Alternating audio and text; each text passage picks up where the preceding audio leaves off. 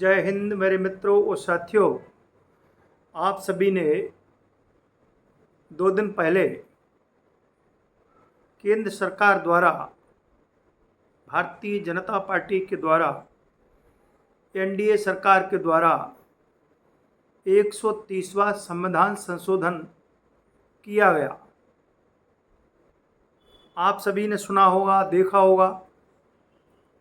संविधान संशोधन की जो प्रक्रिया है, ये कोई नई प्रक्रिया नहीं है या कोई नया बदलाव नहीं है। सन 1951 से लेकर के और 2025 तक संविधान में 1 से लेकर के 130 बार संविधान में संशोधन किया गया, संविधान में बदलाव किया गया।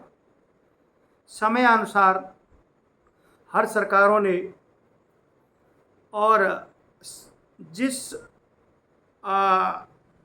की आवश्यकता की महसूस की गई, सामाजिक दृष्टि से, राजनीतिक दृष्टि से, धार्मिक दृष्टि से, आर्थिक दृष्टि से, सरकारों को ये लगा, नेताओं को लगा कि इस विषय को लेकर के संविधान में संशोधन करना है, संविधान में बदलाव करना है।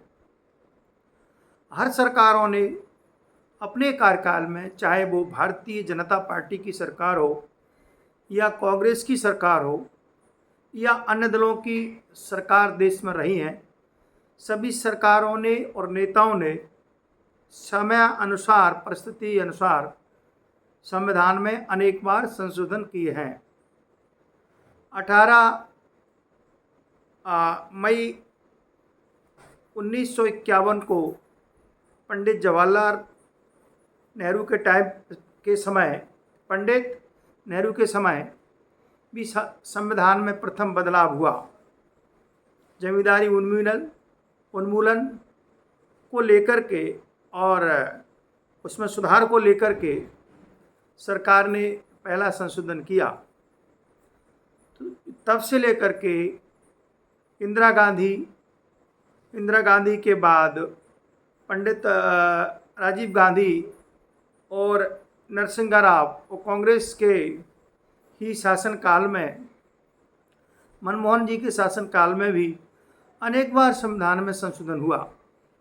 यानी हम कहें कि कांग्रेस के 50 और 55 साल के भीतर लगभग 75 से लेकर के 77 बार संविधान में बदलाव किया गया, संशोधन किया गया।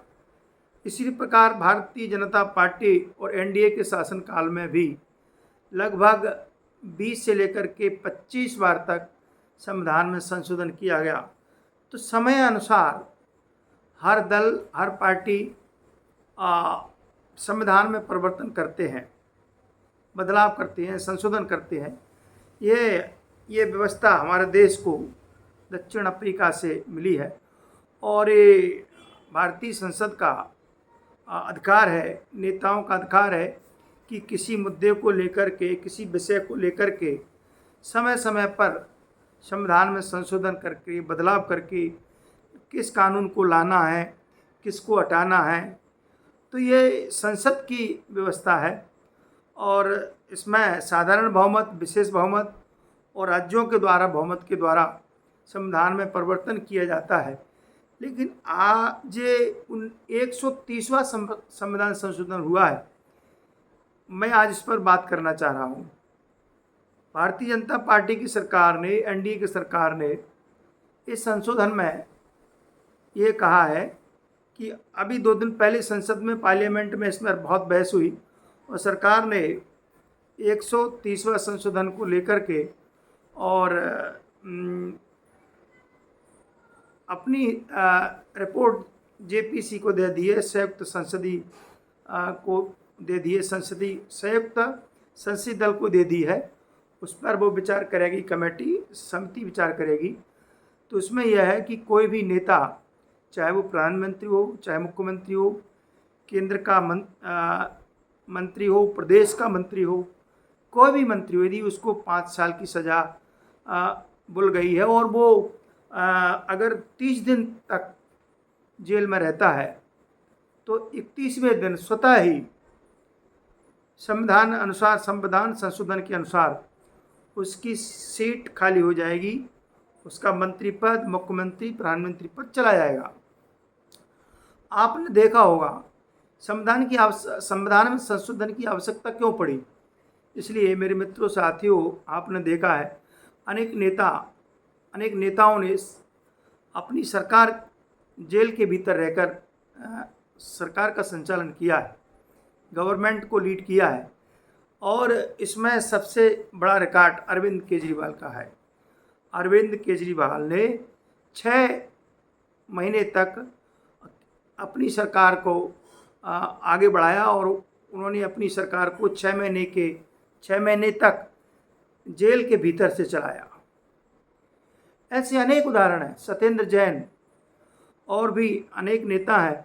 आप देखिए, इससे पहले कि मैं आपको हवाला कांड की बात बता दूं, हवाला कांड में जैसे ही भारतीय जनता पार्टी के संस्थापक और पूर्व उप प्रधानमंत्री आडवाणी जी का नाम आया था, उन्होंने तत्काल रिजाइन दिया था। मदन लाल खुराना जी का नाम आया, उन्होंने तत्काल रिजाइन दिया था। तो अब वो ऐसी जो व्यवस्था अब नहीं है। तो इसमें सुधार के लिए नरेंद्र मोदी सरकार ने, भारतीय जनता पार्टी सरकार ने संविधान में संशोधन करके और उन्होंने ये उसमें व्यवस्था बनाई है कि 5 साल की सज़ा के बाद 30 दिन जेल में रहने के बाद स्वतः ही आपकी चेयर चली जाएगी, कुर्सी चली जाएगी, चाहे आप प्रधानमंत्री हो, कोई भी हो। तो इस संशोधन को लेकर के भाई कांग्रेस को क्या परेशानी है? कांग्रेस इस संशोधन का विरोध क्यों कर रही है? एसपी, आरजेडी, बीजेडी, अनेक कांग्रेस और कांग्रेस के मित्र दल लगातार 130वें संविधान संशोधन का लगातार बिल का विरोध करने का कारण क्या है? मेरे मित्रों साथियों, ये विषय बहुत ही संवेदनशील विषय है और इस विषय को सरकार ने संज्ञान में लिया और इसको जेपीसी के यहाँ भेजा है और जेपीसी के इसमें विचार आएंगे। इसमें नेताओं के, सभी दलों के नेता अपने विचार रखेंगे। इसके बाद इसको संसद में लाया जाएगा और लोकसभा के बाद राज्यसभा में जाएगा। इसके बाद यह राष्ट्रपति द्वारा इसको संविधान का रूप बना दिया जाएगा और यह पूरी तरह से इसमें अमल किया जाएगा और यह पूरी तरह से एक विधेयक बन जाएगा और इसका सबको अनुसरण करना पड़ेगा। जय हिंद, जय भारत।